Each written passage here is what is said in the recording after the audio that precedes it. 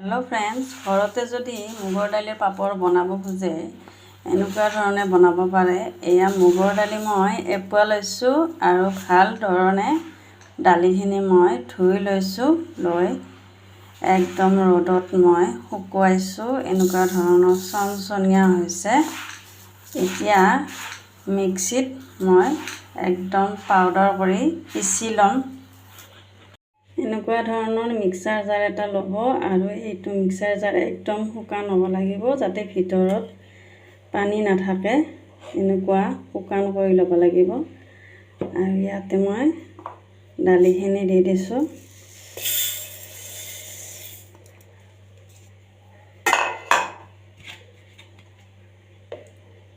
এতিয়া মই পিচি ল'ম। দালিখিনি মিক্সাৰ জাৰত পিচি লোৱাৰ পিছত এনেকুৱা হৈছে। এনেকুৱা মিহিন হৈছে আৰু যদি আপোনালোকৰ মিহিন নহয় বেছি তেতিয়াহ'লে চালনীৰে চালি ল'ব পাৰে। সেইখিনি কিন্তু ৱেষ্ট নাযায়, আপোনালোকে কিবা তৰকাৰী বা দালিতে দি দিলে। কিন্তু বহুত লাহে লাহে চলাব লাগিব, মিক্সাৰ জাৰটো গৰম হৈ যায়। সেইকাৰণে অলপ চলাই আৰু বন্ধ কৰি দিব। তেনেকুৱাকৈ এইখিনি দালি পিচি ল'ব।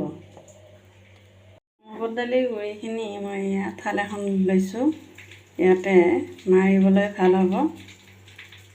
আলুক মই এচামুচ দৰদৰাকৈ মই পিচি লৈছোঁ। হালধি লৈছোঁ অলপ যাতে কালাৰটো অলপ ভাল হয়। আধা চামুচ মই ক'লা নিমখ লৈছোঁ। এইখিনি এতিয়া ভালদৰে মই মিক্স কৰি লৈছোঁ।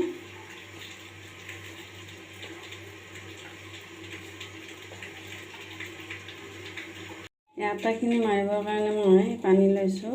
এয়া নৰ্মেল ঠাণ্ডা পানী লৈছোঁ। অলপ অলপকৈ মই দি যাম।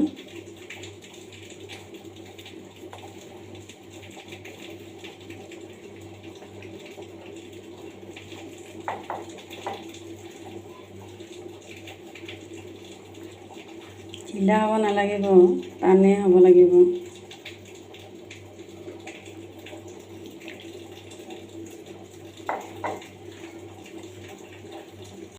এনেকুৱা ধৰণে অলপ অলপ পানী দি পেলাই মাৰিব লাগিব, ঢিলা হ'ব নালাগে।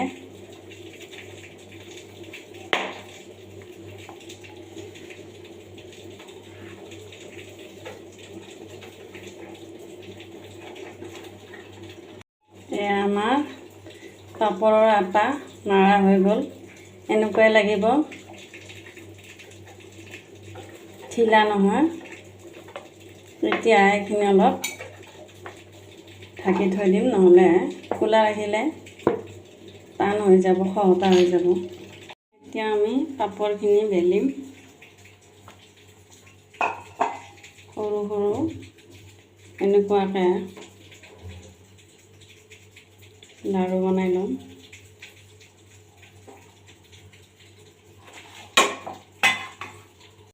ফ্ৰেণ্ডছ এয়া দেখিছেনে, পাপৰ দলি আছোঁ আমাৰ হৈছে, কিন্তু এখন সৰু হৈ গ'ল। এনেকুৱাকৈ ময়দা দিলে তলত লাগি নধৰে। ধুনীয়াকৈ পাপৰখন বেলা হৈছে, দেখিছেনে কি ধুনীয়া হৈছে।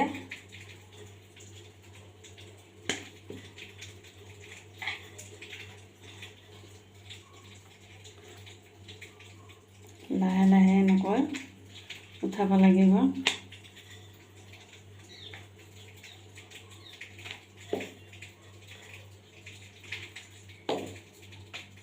এনেকুৱা ধৰণৰ কৰিব লাগিব। এনেকুৱাকৈ ময়দা লগাই ল'ব। এয়া লাড়ুটো এনেকৈ চেপেটা কৰি লৈ এতিয়া লাহে লাহে বেলিম।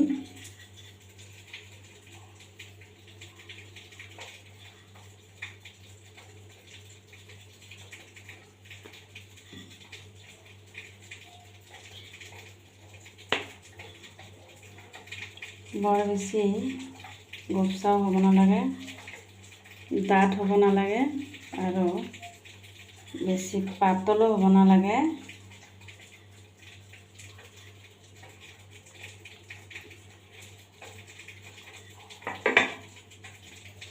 এনেকুৱা ধৰণৰ হ'ব লাগিব। ফ্ৰেণ্ডছ, এয়া দেখিছেনে ধুনীয়া পাপৰ আমি গোটেইকেইখন পাপৰ এয়া বেলি ল'লোঁ। এতিয়া আমি কি কৰিম, ভাল ৰ'দত দিম। বহুত ধুনীয়া ৰ'দ চলি আছে বাহিৰত ৰ'দত শুকাব দিম।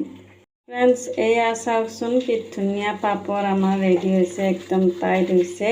এক ৰ'দ খুৱাইছোঁ মাত্ৰ, এক ৰ'দতে ইমান ধুনীয়া পাপৰ হৈছে। এতিয়া চাব লাগে কি ফ্ৰাই কৰি। কেৰাহীত মই তেল গৰম হ'বলৈ দিছোঁ। এতিয়া পাপৰ ভাজিম। ইয়াৰে মই ভাঙি দিছোঁ।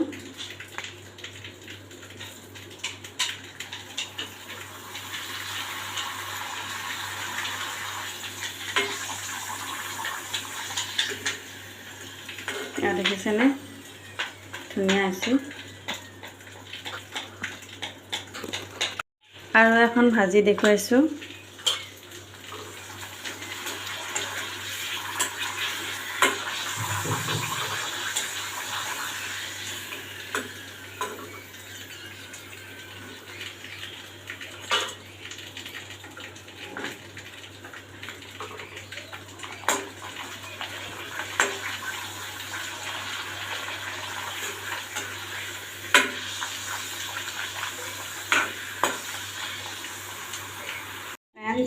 এয়া এতিয়া মই ভাঙি দেখুৱাইছোঁ। এয়া দেখিছেনে মচমচীয়া আছে।